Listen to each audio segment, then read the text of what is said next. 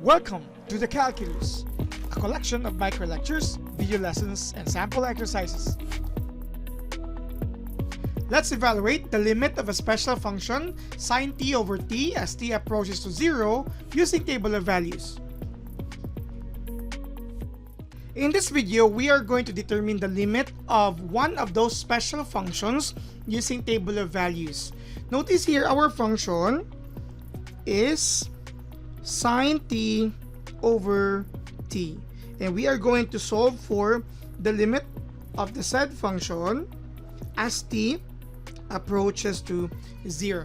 This is considered to be one of the special functions because this do not need the idea of f of c, because as we have illustrated before, f of c is not all the time equal to the limit of f of x as x approaches to c.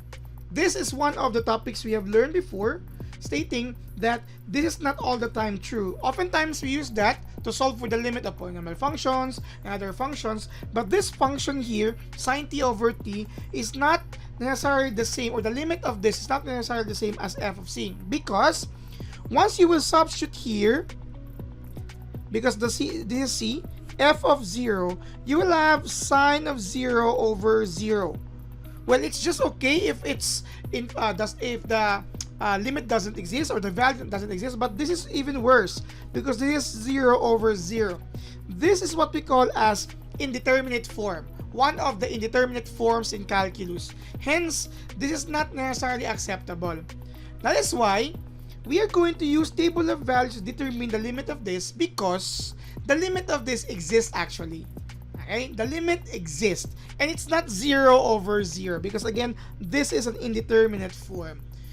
This is again one of those things where f of c is not all the time the answer in finding limits. Okay, now let me illustrate this, of course, using table of values. Using what they call this one, the values from the left of 0 and from the right of 0. And then later on, we are going to check whether those limits exist and whether they are equal to one another. Let's start with all the values from the left. Okay, since the value of c is 0, let's use values closer to 0. Let me use here negative 1, negative 1/2 or 0.5, negative 1 over 10 or negative 0.1. And later on, plug this in on our f of x and see what is the value of f of x. You may use your calculators there if you would like to, as we try negative 1 for this function. Okay, this function here, sin t over t, we will get an approximated value. Yes, approximated value. And take note, our value for x here is in radian measure. Please make sure that your calculator are all in radian measure, so that you will have the same result as mine. As we substitute negative 1 to the function, we will get here positive 0.8415, approximately in 4 decimal places. Okay? Now, with this singular value, we can show that there is a limit as of, there is a value as of negative 1, but of course we are to reach to 0 looking for the limit. Let's have negative 0.5 or negative 1/2. As we substitute that, you will have approximately 0.9589. Okay? As we use negative 0.1 in our calculators, you will have an approximate value of 0.9983. Please make sure to check this using your own computation there. You would see that there is a trend here for the value as we move closer to 0.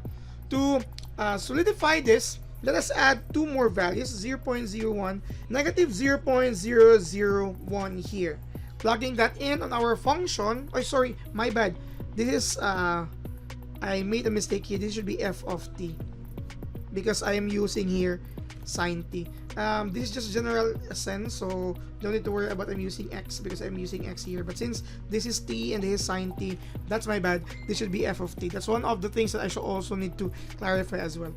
So if this is t, I will be changing all of this. Okay, I will just be changing all of this to have similar coefficients or variables. Okay, pardon with that.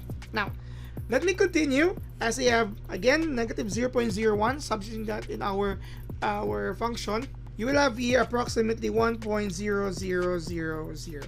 As we try negative 0.001, we also have 1.0000.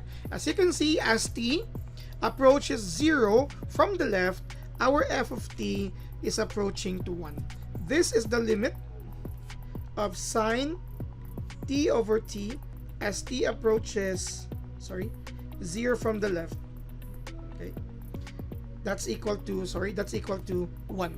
Let us see if that's also the result for all the values of t, okay, as it approaches to 0. So we'll have positive now from the right. 1, 0.5, we have 0.1, 0.01, 0.0001. Again, don't be confused if I have values for t like this, because this is just a representation of possible values on our x-axis. So since we're using t for our given function here, let's use t all throughout. Okay, partner with that. So let's continue. As we plug in 1, the approximated value is actually 0.8415 as well, similar to this. Okay, because this is under sine, okay, sine t, just to be divided by our representative t. But that's an approximated value in 4 decimal places. As we try 1/2 or 0.5, you will also have 0.9589, same as this. For 0.1, you will have 0.9983. For 0.01, you have 1.0000, and of course 1.0000 here. As t approaches to 0 from the right, our f of t is approaching to 1.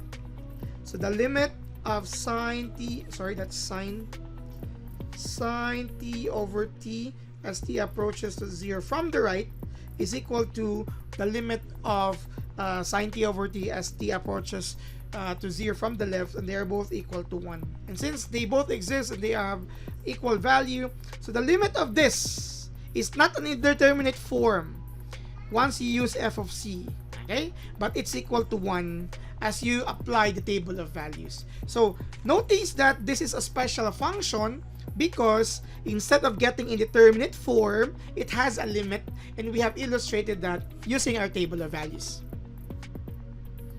Thank you very much for watching.